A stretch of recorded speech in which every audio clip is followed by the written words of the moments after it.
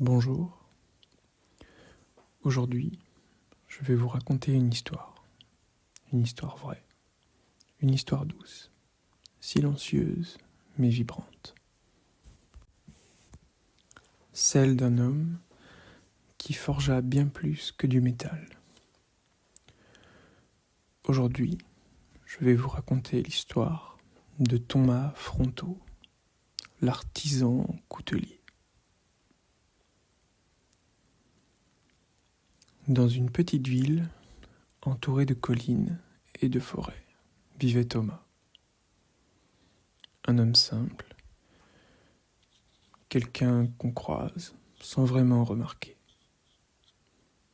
Il travaillait dans un entrepôt, conduisait une voiture d'occasion, buvait son café seul au bistrot du coin. Ses journées étaient rythmées par les horaires, les machines, les habitudes.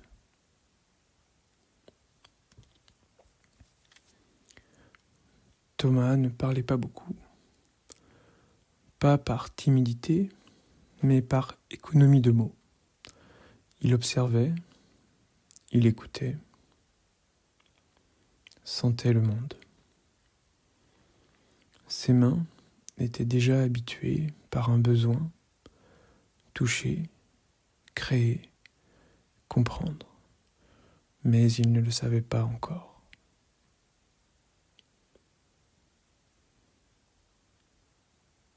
Puis un jour d'orage, une panne sur une route de campagne, un vieux garage, comme dans les romans, et un homme, un artisan qui affûtait une lame sous un porche, le geste lent, le regard calme. Thomas, trempé, fatigué, resta figé. Ce moment, aussi simple qu'il soit, fut une déflagration intérieure. Il demanda : « Qu'est-ce que vous faites ? »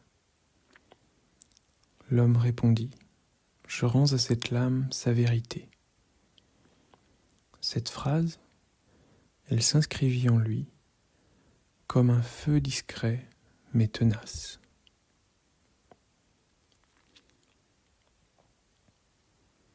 Dans les jours qui suivirent ce moment, Thomas ne parvint plus à retrouver le silence intérieur. Un appel doux, mais incessant, montait en lui.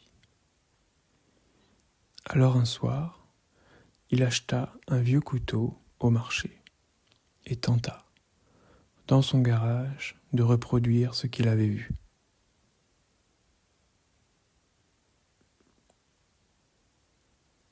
Les débuts furent maladroits, le métal trop dur, ses gestes trop brusques, son regard trop pressé. Mais quelque chose en lui s'ouvrait. Une brèche, un passage. Il commença à apprendre, à lire, à observer des vidéos, à chercher des livres. Mais surtout, il se mit à forger, encore et encore.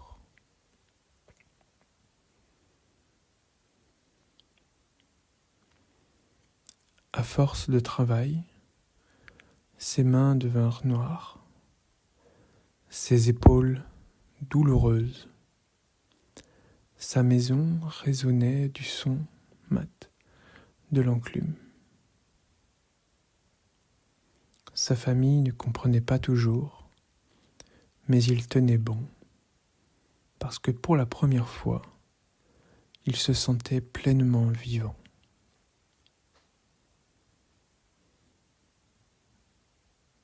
Depuis ce jour, il se leva chaque matin avec la même envie, recommencer, corriger, peaufiner. Il comprit que forger un couteau, ce n'était pas juste créer un objet, C'était une quête d'harmonie entre le métal et le bois, entre la lame et la main, entre l'outil et l'âme.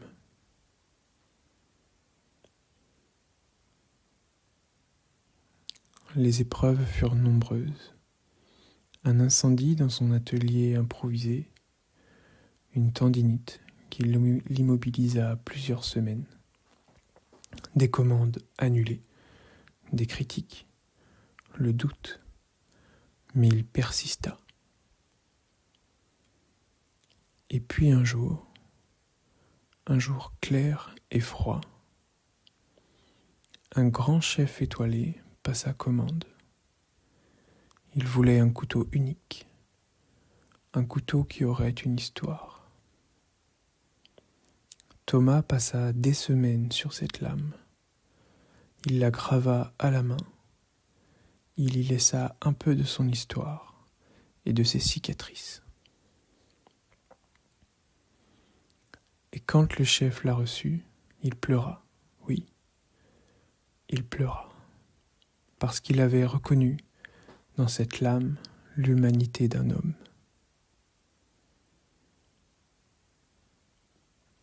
Dès lors, les choses changèrent. Les commandes affluèrent. Les interviews, les salons, les hommages. Mais Thomas, lui, resta le même.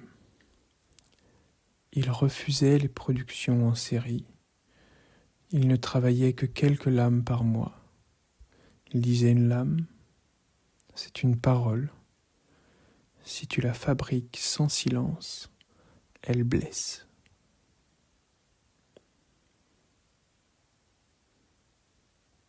Aujourd'hui, il vit dans une petite maison aux murs de pierre.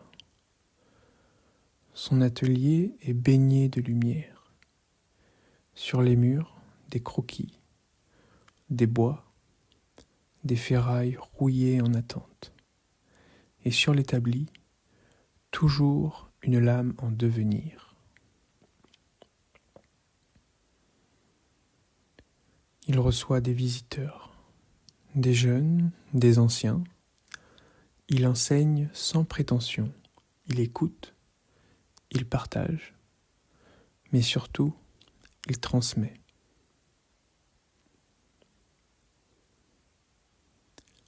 Il dit parfois « J'étais invisible » jusqu'au jour où j'ai osé écouter ce qui brillait en silence.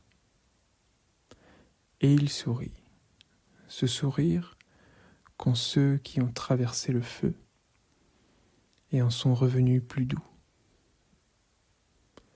Alors ce soir, si vous ressentez en vous un appel discret, une flamme, écoutez-la.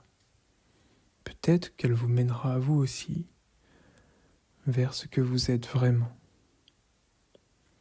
Comme Thomas Fronteau, l'homme qui forgeait des âmes.